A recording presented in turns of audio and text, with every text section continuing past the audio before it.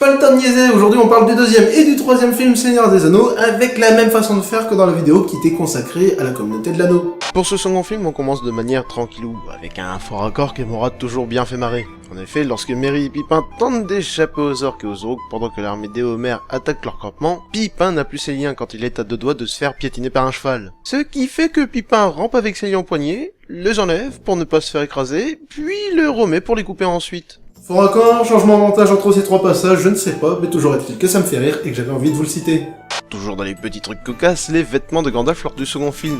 Je comprends qu'il soit tout de blanc vêtu pour montrer le changement du personnage et marquer le fait qu'il protège la terre du milieu, où Saruman s'est détourné de son devoir. Mais pour un enterrement, tu fais un effort, merde! T'as l'air d'un con comme s'habillant en blanc autour de dizaines de personnes en noir.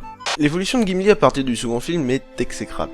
Alors certes, il n'y a que peu d'importance dans le premier film, hormis deux passages. Le premier, c'est bien évidemment dans la Moria. On y découvre au début un personnage fier de ce que sont, ou plutôt de ce que représentaient les nains. Et pour lui, toutes ces idéologies s'écroulent sous le nombre de cadavres et bien évidemment devant la tombe de son cousin Balin. Deuxième évolution de Gimli dans ce premier film, c'est son regard par rapport aux elfes. La première apparition de Gimli lors du Conseil d'Elrond met en lumière le problème qui règne entre les elfes et les nains. Mais lors de sa rencontre avec Galadriel, ce en quoi il croit change du tout au tout, se prenant d'affection pour eux et surtout envers Legolas au point de finir ami. I thought I'd die fighting side by side with an elf. What about side by side with a friend? I could do that. Mais à partir du second volet, Gimli sert principalement de comic relief. Alors attention, dans le premier film, Gimli aussi est utilisé par deux fois en tant que ressort comique. La première, c'est à l'entrée de la forêt de la Lothlórien, et la deuxième, c'est à la Moria, où il refuse qu'on le lance et il se fait rattraper par la barbe. D'ailleurs, ce petit passage servira dans le second film lorsqu'il acceptera que Aragorn le lance devant les portes du gouffre de Helm, permettant de souligner que le personnage est moins imbu de lui-même. Donc oui, Gimli évolue un tout petit peu dans le deuxième et troisième film, et oui, il a servi pour quelques blagues dans le premier. Mais dans les suites, Gimli en tant que ressort comique c'est utilisé à outrance et ça vole pas haut. Et vas-y que je rote, et vas-y que je pète, et que je mets une cote de maille pour homme alors que je suis un nain, et vas-y que je m'effondre parce que je suis bourré. Mais sans déconner, on dirait mes blagues. Mais alors, pourquoi un tel changement? Je sais que l'humour est utilisé pour casser un peu la tension, et dans le premier film, le rôle de comic relief était tenu par Pippin et Merry. Mais étant donné leur importance à partir du second opus, ce rôle est tombé sur Gimli, car c'est le personnage jugé le moins important à partir du second film. Tant qu'on est là à parler de choses qui ne vont pas selon moi, et ouais je préfère le préciser, on ne sait jamais, le triangle amoureux entre Aragorn, Éowyn et Arwen. Il s'agit d'un procédé impliquant trois personnages dans une relation amoureuse, et qui peut être utilisé de deux manières différentes. Soit il s'agit d'un couple à trois, soit il s'agit d'une personne qui va s'immiscer dans la relation amoureuse de deux autres personnages, créant ainsi doute ou difficulté sur la relation amoureuse de nos deux tourtereaux. C'est d'ailleurs cette seconde méthode qui est utilisée dans le Seigneur des Anneaux. En effet, Arwen et Aragorn sont très amoureux l'un de l'autre. Mais la mortalité d'Aragorn, même s'il peut vivre jusqu'à 200 ans, n'est pas du goût d'Elrond, ce qu'il n'hésite pas à dire aux deux personnages. Mais quand Éowyn fait son apparition et qu'elle tombe sur le charme du rôdeur, la réalisation et le film tendent à nous faire croire que les deux personnages pourraient finir ensemble. Sauf qu'en tant que spectateur, on n'y croit pas une seconde. Jamais une relation Aragorn-Éowyn ne nous paraît possible, ni crédible. Jamais on ne sent Aragorn tiraillé malgré une scène entre Arwen, Aragorn et Elrond qui est censée tout remettre en question. Et je pense que même une personne qui n'a pas lu le livre n'arrive pas à croire qu'une telle séparation puisse arriver. D'ailleurs, dans les livres, il n'existe pas ce triangle amoureux. Dès le début, Elrond accorde à Aragorn la main de sa fille à condition qu'il devienne roi du Gondor, ce qui n'arrive que dans le troisième livre. D'ailleurs, l'excuse du « Oui, il faudrait que tu battes Sauron, car plus sa force grandit, plus la vitalité de ma fille diminue, ce qui n'affecte que ton amoureuse et pas les autres elfes au passage » n'a aucun putain de sens. Ce qui fait de ce triangle amoureux un élément inutile et sans intérêt. Lorsque Frodon, Sam et Gollum se retrouvent devant la porte noire, les gars ne se font pas chier pour faire un plan histoire de rentrer discretos. Non, ils se contentent de voir une porte ouverte et d'essayer d'y rentrer. Sans même se dire qu'il y a des gardes sur la porte qui vont les voir, qu'une armée d'orientaux vient de passer la porte et qu'ils vont les choper une fois rentrés, ou encore qu'une armada d'orques et d'autres créatures maléfiques se retrouvent sûrement derrière les portes. Bref, trois façons de rendre la noix seront de manière easy. Heureusement que Gollum était là pour vous sauver les miches, ainsi que celle de la Terre du Milieu. La bataille du gouffre de Helm. Nom de Dieu que je l'adore. La Moria et Amon Hen nous avaient déjà pondu deux belles bastons, mais là on passe un niveau au-dessus. Mais par contre, on sent beaucoup trop que les personnages principaux sont increvables. Et vas-y que je surveille l'explosion d'une muraille. Et vas-y que je skate sur un bouclier tout en tuant des Uruk. Et vas-y que l'on tient à 2 contre 100 devant la porte du gouffre. Mais autant dans un jeu style beat'em all ça passe. Pourtant dans un film, te dire qu'il ne pourra jamais rien arriver à ces personnages, c'est pour moi un petit défaut. Alors dans le premier film aussi, ils sont capables de décimer une armée de Uruk à eux tout seuls, mais leur nombre était largement inférieur.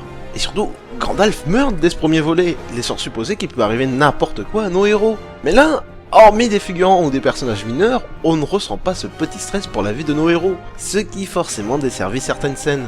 L'arrivée de Éomer.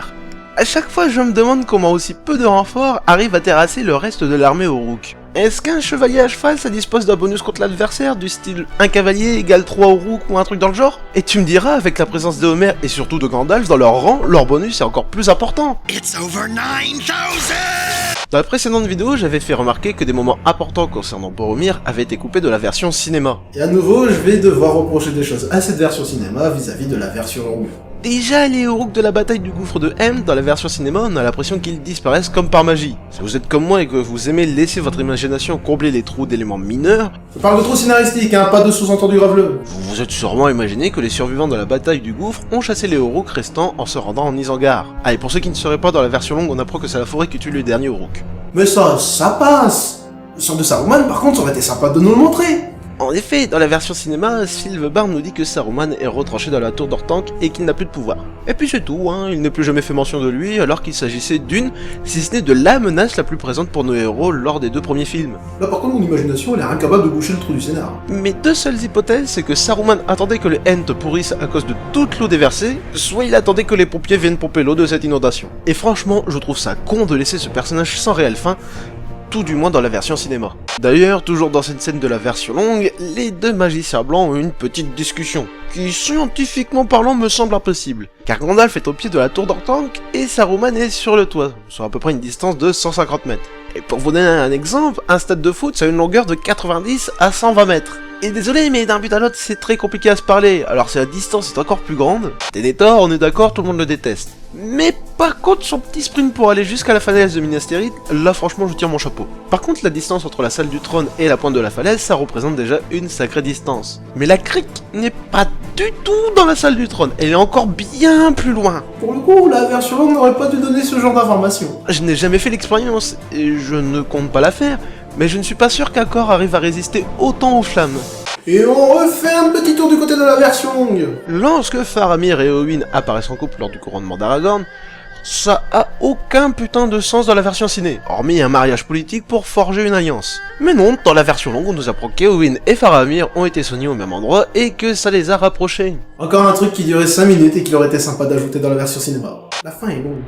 Trop longue. Beaucoup trop longue. Beaucoup trop longue. Beaucoup trop longue. Beaucoup. Bref, vous avez compris la blague. Frodon et Sam viennent de détruire l'anneau et se font un gros câlin, en pensant qu'ils mourront sur leur petit caillou, entourés de lave en fusion, puis fondus au noir. Le générique peut-être, mais non! Gandalf vient les sauver, puis refondé au noir et non, toujours pas. Bon, je vais pas le faire pour chaque fausse fin comme j'aime les appeler, mais après le couronnement d'Aragorn et après le retour des Hobbits en comté, non, le film ne se termine toujours pas. Quand tu regardes la réalisation, t'as l'impression que le film il va se terminer 4 ou 5 fois. Au bout d'un moment, ça commence à devenir bien casse-couille. Voilà qui met fin à cette double vidéo sur le Seigneur des Anneaux. Alors ne nous méprenons pas au vu du contenu de ces 2 vidéos. J'adore le Seigneur des Anneaux. Depuis mon premier visionnage en 2001, je ne cesse de prendre du plaisir à regarder cette saga cinématographique qui, je pense, est ma préférée. Mais peu importe mon amour pour les films, je ne peux me fourvoyer quant aux défauts qu'il y a. Des fois c'est rien. Au mieux j'en rigole. Mais des fois je peux pas faire comme si ces défauts n'existaient pas. Mais en même temps, aucune œuvre n'est parfaite. Donc oui, objectivement parlant, il y a des défauts. Oui, objectivement parlant, le film se permet trop de liberté par rapport à l'œuvre originale. Mais malgré cela, je continue d'aimer, et même de préférer, la trilogie de Peter Jackson au bouquin. Et ceux qui préfèrent les livres ont tout autant raison. À chacun ses goûts, j'ai envie de vous dire, donc s'il vous plaît, pas la peine d'en faire toute une histoire. Voilà, c'est la fin de cette vidéo, j'espère qu'elle vous a plu, n'hésitez pas à laisser un commentaire pour donner votre avis sur le sujet, à mettre un petit pouce bleu, à partager la vidéo sur les réseaux sociaux afin d'aider la chaîne, et à vous abonner pour ne pas rater les prochaines vidéos. Allez, salut tout le monde.